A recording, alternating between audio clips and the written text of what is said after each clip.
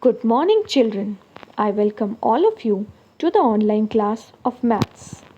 In the previous class, we have discussed about multiplication of 2, 3 and 4-digit numbers by one-digit number with and without regrouping. Today, we are going to cover 4 important topics.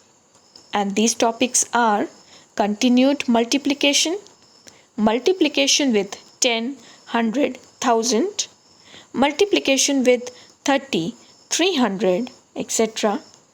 And along with that, we are also going to learn some properties of multiplication. So let's begin our class. Firstly, let us understand what is continued multiplication. Children, continued multiplication is the multiplication where you multiply more than two numbers together. Consider this example where you have to multiply 62, 3 and 6 together. We can do this in two steps. In step 1, we'll multiply 62 by 3. And in the next step, we'll multiply the product by 6. When you multiply 62 by 3, you will get 186. In the next step, when you multiply the product, that is 186 by 6, you will get 1116 as your answer. This is called continued multiplication. Now let's move on to the another topic, which is multiplication by 10, 100 and 1000. While multiplying by 10, 100 and 1000, you have to remember a few things. Firstly, when you multiply by 10, you have to put 1 0 to the right of the number. For example, when you multiply 46 by 10, you will get 460. When you multiply by 100, you will put 2 zeros to the right of the number. For example, if you multiply 88 by 100, you will just put 2 zeros at the right of 88. And thirdly, when you multiply by 1000, you have to put 3 zeros to the right of the number. For example, if you multiply 79 by 1000, you will just put 3 zeros at the right of 79, which gives the answer 79,000. Now let's see some more examples. When you multiply 94 by 10, you will get 940. When you multiply 481 by 100, you will get 48,100. When you multiply 60 by 1000, you will get 60,000. When you multiply 40 by 10, you will get 400. And when you multiply 79 by 100, you will get 7900. After looking at these examples, you have understood how you can multiply the numbers by 10, 100 and 1000. Now let's see how you can do multiplication by 20, 300, etc. Consider this example where you have to multiply 15 by 600.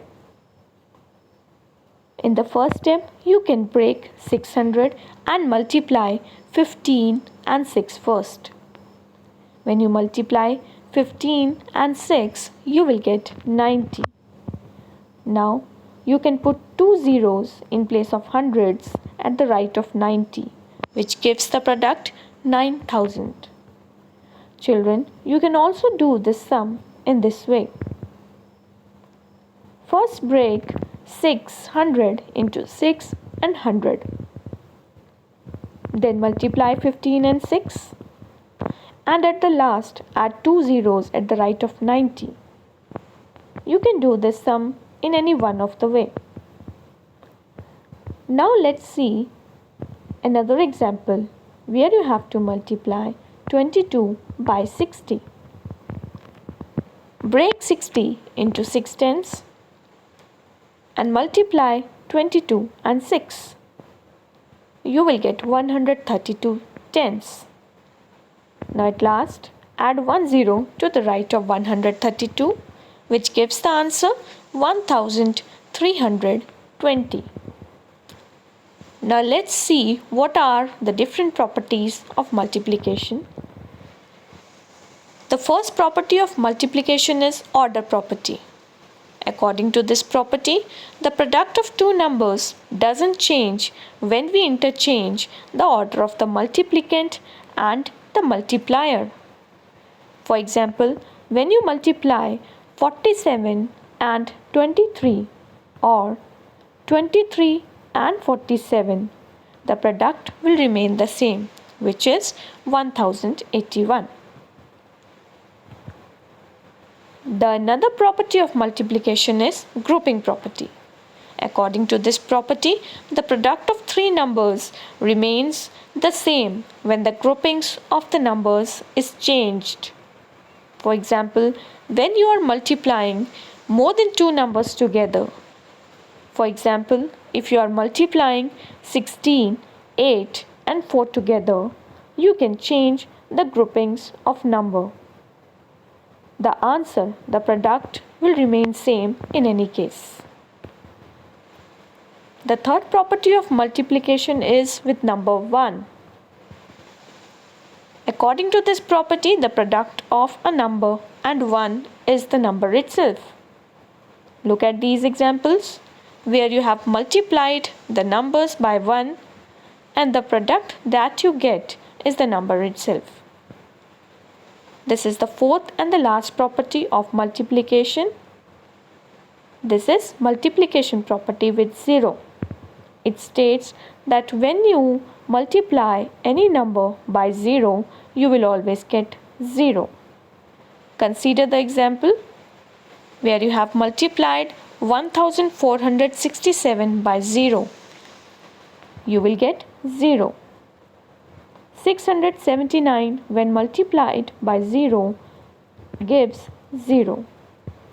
Children, I hope you all have understood what we have learned today. That's all for today. Thank you.